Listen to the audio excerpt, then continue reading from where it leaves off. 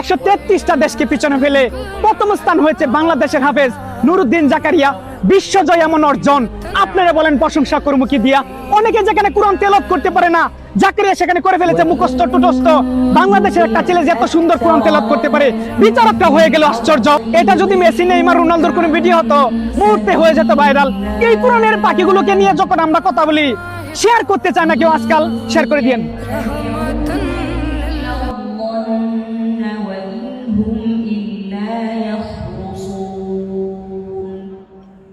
বাংলার গর্ব কি অপূর্ব, বিশ্বজয়ী হাফেজ কোরআন।